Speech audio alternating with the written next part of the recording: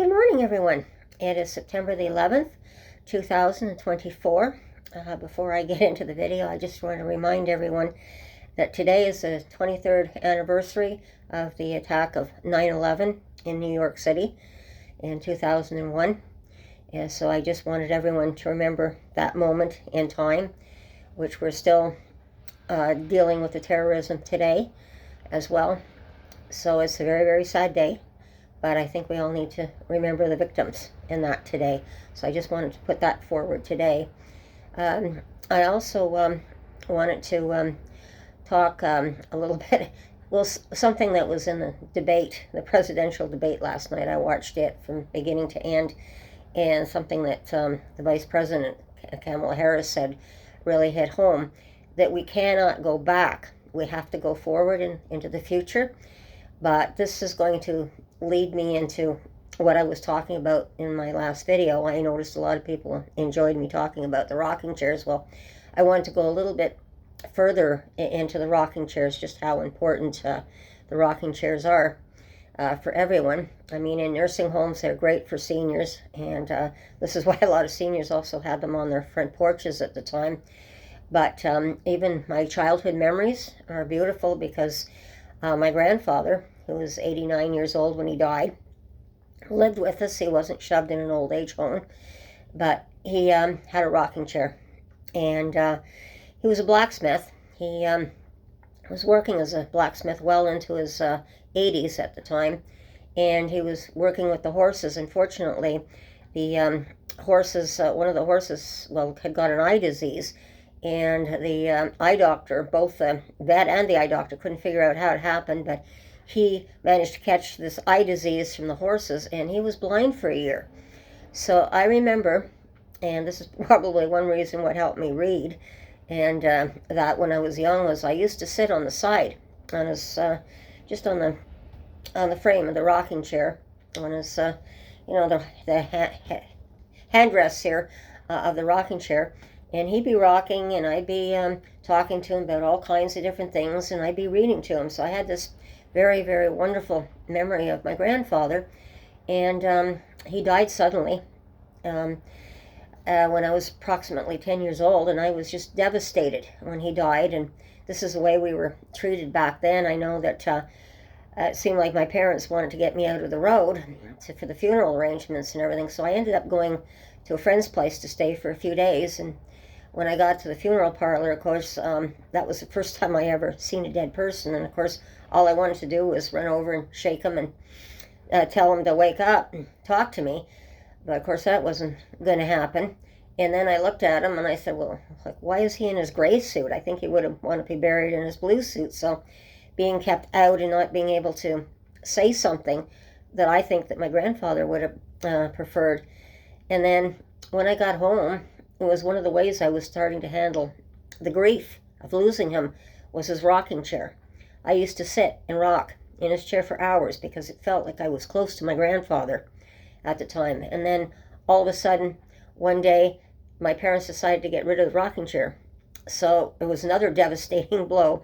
If there's one thing, I do have a couple of things from my grandfather, an end table that was passed on to me and his dresser, but I would have wanted the rocking chair for sure. But it was very, very comforting for me to have the rocking chair. So when you're talking about not being able to bring back the old, there's a lot of things that we cannot bring back from the old. But the rocking chair is something that I don't believe will ever go out of style. And it's a beautiful way of relaxing.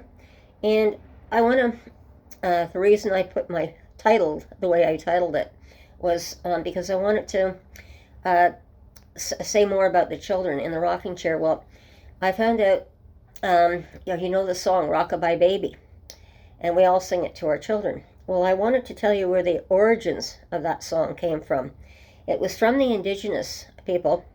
They of course made cradle boards, and what they did was they used to strap them to the tree branches, and when the wind blew, it was not only carrying the child, but it used to rock them to sleep as well.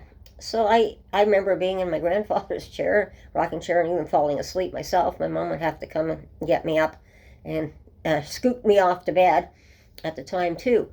But I'm just going to turn the camera around here. I'm just going to get up again, and I want to show you. So people may not know exactly what a cradle board is, but I'm going to show you. This is a cradle board.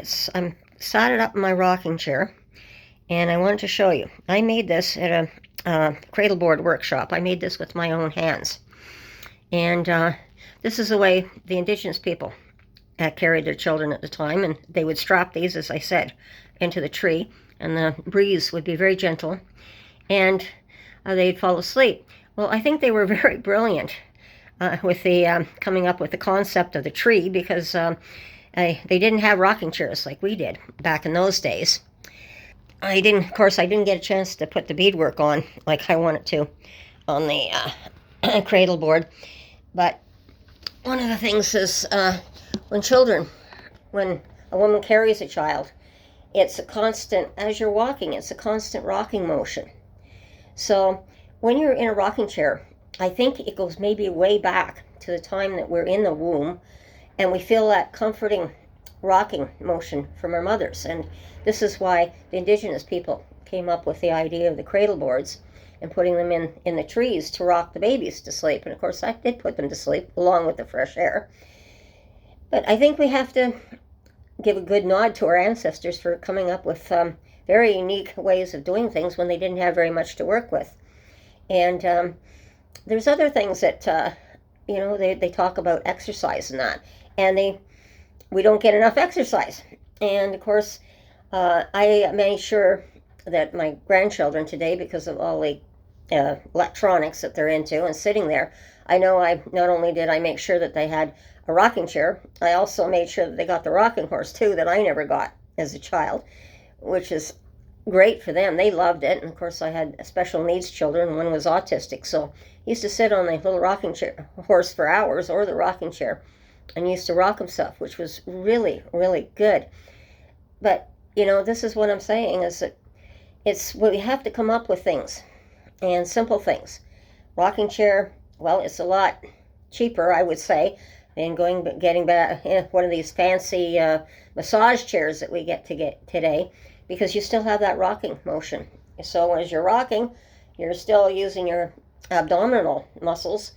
And then I remember another thing that they came up with a number of years ago. I think it was sometime in the 90s. I remember seeing them showing films where they thought, well, the office workers and working in a chair, and you're just sitting there doing nothing, not getting any exercise, it was no good for your body. So they thought, for health benefits, they came up with this beautiful, great idea, so they thought it was a great idea, getting one of those great big, well, today they use them as exercise balls, which I think is much better. But they used to sit on this ball, or try and sit while they're doing their work at the desk, and of course, and then bouncing on the ball. Well, you really had to learn how to bounce for sure, or the ball was going to go one way and you were going to go the other way on the floor. So it turned out it wasn't really practical. I don't recall anybody getting hurt by falling off one of these balls, but there's things that we can do today that I think are going to be very, very good for everyone.